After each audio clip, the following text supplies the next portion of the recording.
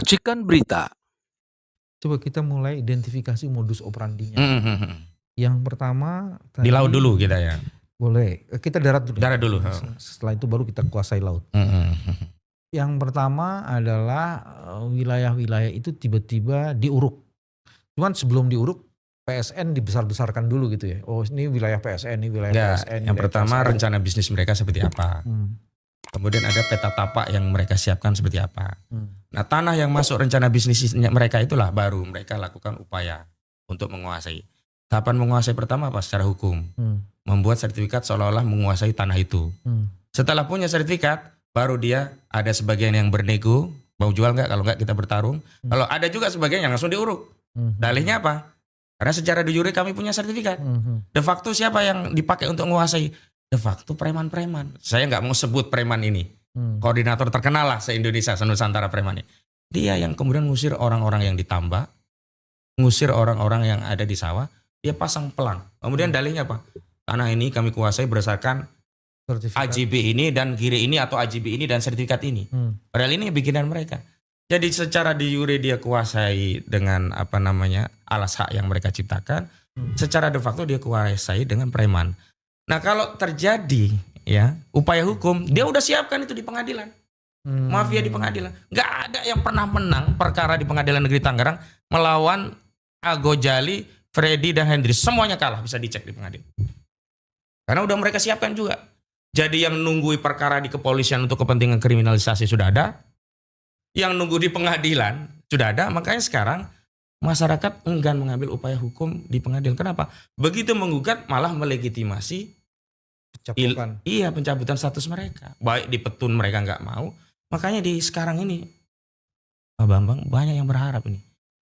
Kasus ini membongkar, menjatuhkan aguan sehingga apa? Hak mereka bisa kembali. Karena mereka udah nggak percaya kalau pakai proses hukum. Kok jadi menjatuhkan aguan itu kok emang jadi Iya dia jahat sekali aguan itu. Rampas tanah. Nah pakai namanya Ali Hanafi Ali Jaya.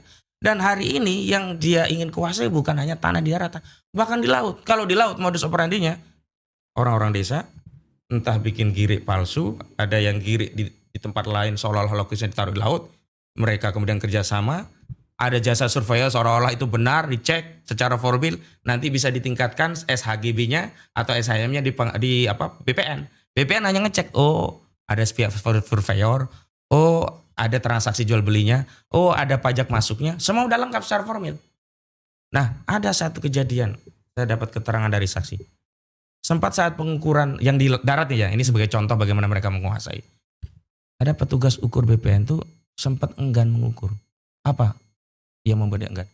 Masa Pak segini luas, punya tanah cuma satu orang, udahlah kamu ukur aja.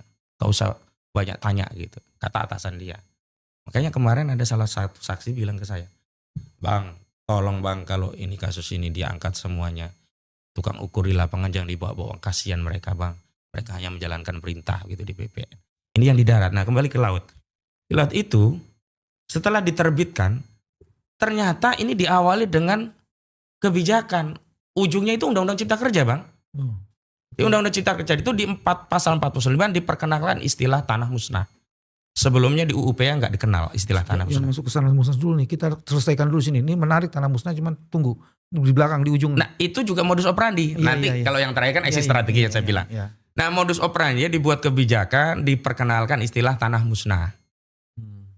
Setelah di Undang-Undang Cipta Kerja, Undang-Undang Nomor 6 Tahun 2023, di pasal 49 diatur tanah musnah, diturunkan dalam bentuk PP Nomor 18 Tahun 2021. Diatur di ketentuan pasal 1 angka 33 definisinya.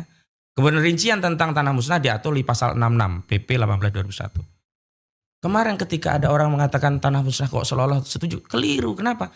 Karena di PP tadi tanah musnah tadi bisa jadi dasar legitimasi bagi pemegang hak terhadap tanah musnah tadi untuk melakukan reklamasi atau rekonstruksi. Sehingga kalaupun ya sertifikat di laut ini nantinya kemudian ketahuan secara material dan faktual salah, ya nggak apa-apa. Kenapa? Karena sudah diakui itu sebagai tanah musnah. Dengan demikian dia punya hak untuk merekonstruksi atau reklamasi sesuai dengan ketentuan pasal 66. Bahkan bukan itu saja Bang. Pasal 66 selain dia punya hak mereklamasi, juga punya hak dapat uang kerohiman juga. Udah ngerampas laut, dia minta uang kerohiman gitu. Saya mau berhenti di situ dulu, saya coba nyimpulin. Pertama, kejahatan yang paling sistematik, terlengkap, dan well prepared itu terjadi di wilayah yang disebut sebagai wilayah yang diberikan PSN untuk PIK 2. Gitu ya. Betul. Jadi itu hampir seluruh modus operandi kejahatan itu bisa terjadi di situ. Bisa. Satu itu. Kenapa modus operandi itu begitu dahsyat? Karena dia melibatkan begitu banyak orang. Dan seolah-olah ini sudah diorkestrasi dengan konduktor yang luar biasa. Tadi dari cerita Mas Ahmad itu disebutkan satu lembaga penegak hukumnya sudah dikuasai. Premannya sudah dikonsolidasi. Gitu ya.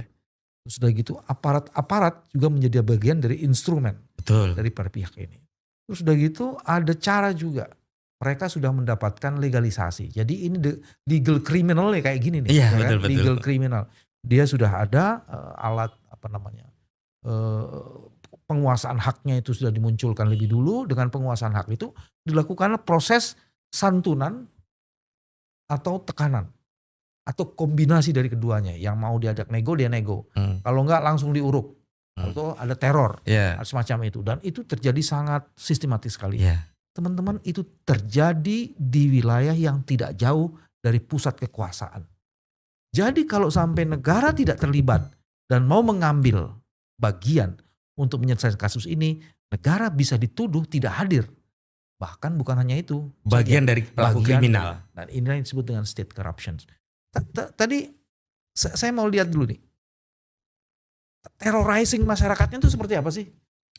Salah satu kutipannya. Begitu terjadi negosiasi, Ali Hanafi Ali Jaya cuma bilang, lo jangan macam-macam. Kalau lo nggak mau, gua lelepin lo ke empang.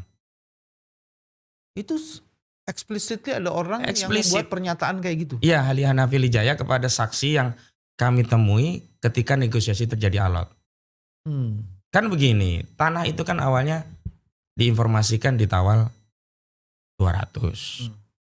Dari Ali Hanafi Ali Jaya, orangnya Agung Sedayu. Kemudian orang tadi menginformasikan kepada pemilik. Pemilik mengatakan sebenarnya nggak mau karena pasaran di situ 400 dan sebagainya. Tapi dia tahu ini ngelawan orang besar. Ya sudahlah 200. Oke 200. Begitu oke 200 kata Ali apa? 200 kan kemarin, kalau sekarang nggak bisa 150. Loh kok 150? Iya 200 itu kemarin. Lah ini kan bingung, baru menginformasikan ke pemilik kan. Begitu sampai lagi ke pemilik, turun 150. Loh kok 150, kemarin kan 200. Ya udah deh nggak apa-apa. Begitu nyampe lagi 100. Masya Allah. Begitu 100, nah akhirnya mereka mengatakan di pemilik, ya sudahlah kalau gitu kita selesaikan aja di kepolisian. Tapi begitu sampai di kepolisian, ya siapa yang menang? Mereka udah dikuasai semua. Udahlah kepolisian kita udah dikuasai nih sama grupnya Ali Hanafi Ali Jaya ini, orangnya Aguan ini. Nggak ada kedaulatan institusi kepolisian kita kalau untuk masalah untuk yang berkaitan dengan PIK 2 gitu. Makanya saya sudah berkali-kali, ini kayaknya nggak bisa selesai kalau belum Pak Listio ini diganti. Karena ada semacam apa ya, Ibu Pekiwan atau apa ya jasa. Kan pernah ada riwayat Makobrimob di PIK 2 itu dibangun berdasarkan tanah hibah dari Agung Sedayu. Apa nggak kejauhan untuk Pak Listio tiba-tiba ditarik masuk di situ? Iya, karena sekarang kapolnya Pak Listio. Coba Bang bayangkan sampai hari ini, jangankan antar intelektualnya, aktor pemagarnya saja nggak ketemu. Ini udah 3 pekan loh kita dengan sumber daya yang luar biasa. Biasanya kasus terorisme sebentar udah ketahuan. Oh ini sel sana, sel sini, jaringan ini, jaringan sana gitu. Ini udah 3 pekan Bang. Oke. Apa bentuk terrorizing lainnya yang? Teroris yang lainnya? Ada yang 6 bulan nggak berhasil nego, ditongkrongin rumahnya. Akhirnya karena sampai 6 bulan ini dilepas. Preman yang nongkrongin kan? Preman. Bukan aparat kan, preman? Bukan. Aparat itu nanti digunakan kalau sudah terjadi kriminalisasi, nah dipakai lah. Ditekan, akhirnya terjadi transaksi. Ada juga yang kuat, nggak mau transaksi, ya masuk dulu. Ada yang 3 tahun. Misalkan Agus Gunawan, itu orang Tanjung Pasir, kena 3 tahun dia. Jadi sudah banyak juga yang dikriminalisasi. Insya Allah Pak Bambang coba turun deh. Saya jadi dengar cerita ini ngeri. Ini apa di Indonesia atau di negara antah berantah gitu loh. Sekarang ini kenapa mereka baru berani bersuara? Karena melihat, oh banyak sekali dukungan, banyak yang bersuara, banyak yang berani. Sebelumnya mereka mencekam, sampai mohon maaf, saya tidak sebut nama ya. Dulu ada seorang aktivis membela mereka, mereka semangat. Di ujung-ujung aktivis ini pindah, ikut membela Aguan. Jadi awal-awal ketemu kami itu juga ngedon, khawatir. Ini jangan-jangan berjuang aja nih. sama aja kayak kemarin gitu loh. Sampai mereka melakukan evaluasi dan penilaian selama beberapa hari sampai beberapa bulan. Ya udah kan kami udah 2 bulan lebih sekarang. Kalian ini bangkit lagi. Terutama kiai-kiainya di sana. Misalkan kami kan nggak hanya mengkonsolidasi wilayah, tapi termasuk sampai ke tokoh-tokoh ulama yang kami datang ke Sultan Banten, Kiai Haji Fathul Adzim, tokoh-tokoh pergerakan. Dan sekarang situasi suasana kebatinan di sana dan situasinya itu sudah merasa bahwa mereka dijajah Banten ini. Sampai waktu kami ke Kesultanan Banten itu ada spanduk besar mengatakan gini redaksinya. Banten bukan Singapura dan tidak akan pernah menjadi Singapura. Karena terakhir statement Nono Sampurna memang ingin membangun Pik 2 itu seperti Singapura gitu. Jadi kalau saya mau dibangun seperti Singapura kah, seperti Dubai, gak ada masalah sepanjang asas industri properti itu dibangun secara legal, secara benar. Tapi kalau asas industri produksi dibangun dengan merampas tanah rakyat, merampas tanah negara, yakni laut, siapa yang mau menerima pembangunan model begitu gitu?